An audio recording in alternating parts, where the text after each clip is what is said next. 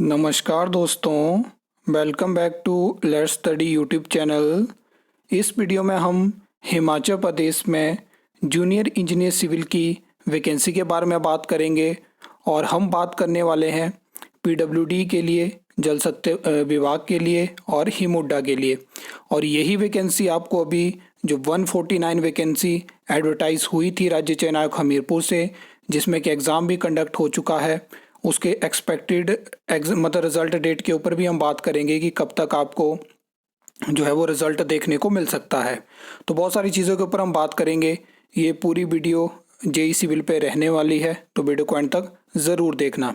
सबसे पहले आप ये देख सकते हो, जल शक्ति विभाग की तरफ से लेटेस्ट जानकारी दी गई है। और लास्ट टाइम पे जब हमने बात करी थी तो जल शक्ति विभाग में जो डायरेक्ट रिक्रूटमेंट की वैकेंसी थी वो लगभग जो था वो 250 के आसपास थी, 248 थी शायद, और जो टोटल वैकेंसी थी वो 293 के आसपास थी। अभी आप देख सकते हो 740 सैंक्शन कैडर स्ट्रेंथ में से 352 पोस्ट यहाँ पे जो है वो जल शक्ति विभाग में जेई सिविल की वैकेंट है। देखिए 740 में से 352 पोस्ट वैकेंट है, जिसमें कि डायरेक्ट रिक्रूटमेंट यानी जो भर्ती टेस्ट के माध्यम से होती है उसकी 293 पोस्ट जो है वो वैकेंट है। और इस 293 पोस्ट में से आप जानते हैं कि 116 पोस्ट की रिक्वेजिशन डायरेक्टरेट ऑफ रिक्रूटमेंट जो है वो भेजी गई है। अब इसमें एग्जैक्ट जानकारी नहीं है क्योंकि वैकेंसी कम एडवर्टाइज करी गई है। और इन्होंने ये भी बताया कि एक्स सर्विसमैन सेल भी इन्होंने 2 पोस्ट की रिक्रूटमेंट की जो फाइल है वो भेजी है। यहाँ पे अगर हम बात करें तो ये क्राइटेरिया हमें मिलता है, पूरा ये जो जानकारी है ये डायरेक्टरेट ऑफ रिक्रूटमेंट का रिप्लाई है, जिसमें उन्होंने बताया कि हमारे पास जेई सिविल की 57 पोस्ट पहुंचती है हिमुडा की, और जल शक्ति विभाग की 116 पोस्ट, पीडब्ल्यूडी की 75 पोस्ट। अब मैं आपको बताना चाहता हूं कि हिमुडा से लास्ट टाइम पे हमें आरटीआई रिप्लाई की जानकारी नहीं मिली, लेकिन फिर भी वहाँ पे जो है वो सैंक्शन कैडर स्ट्रेंथ है जेई सिविल का 57। तो यहाँ पे थोड़ा ये डाउट है कि 57 पोस्ट कैसे हो सकती है हिमुडा की। हिमुडा में 57 में से लास्ट टाइम पे जब हमें जानकारी देखने को मिली थी तो 57 में से वहाँ पे भी 26 पोस्ट जेई सिविल की वैकेंट थी, जिसमें कि एक पोस्ट प्रमोशन वाली थी, बाकी 57 में से 25 पोस्ट वहाँ पे डायरेक्ट रिक्रूटमेंट की थी।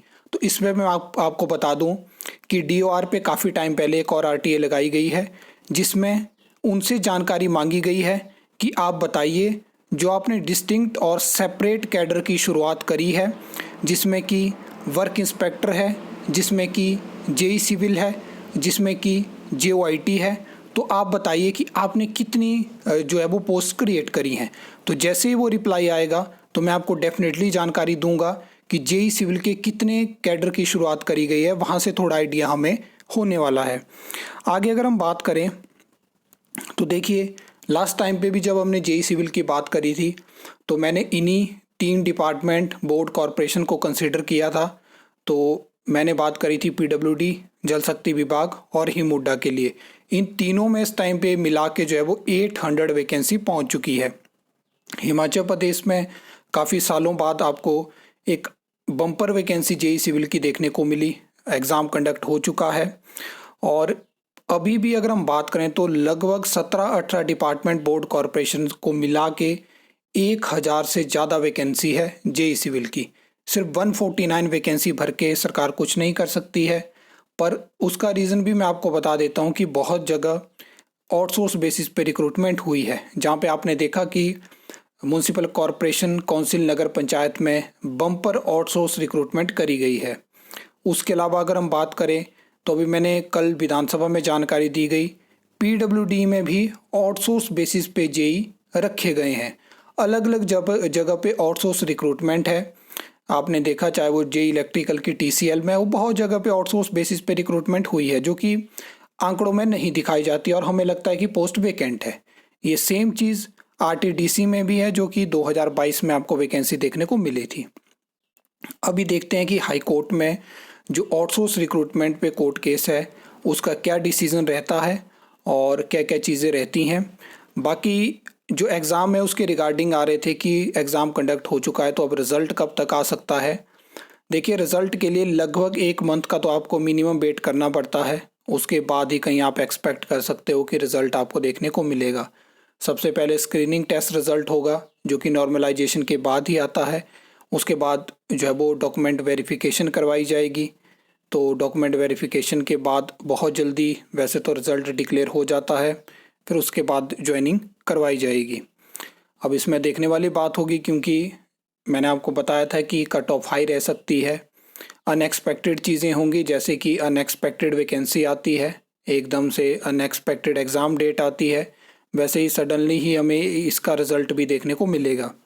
नेक्स्ट अपॉर्चुनिटीज़ की भी बात करिए, चाहे वो वर्क इंस्पेक्टर हो चाहे वो टेक्निकल असिस्टेंट हो, उन पे लगातार चैनल पे अपडेट आती रहेगी।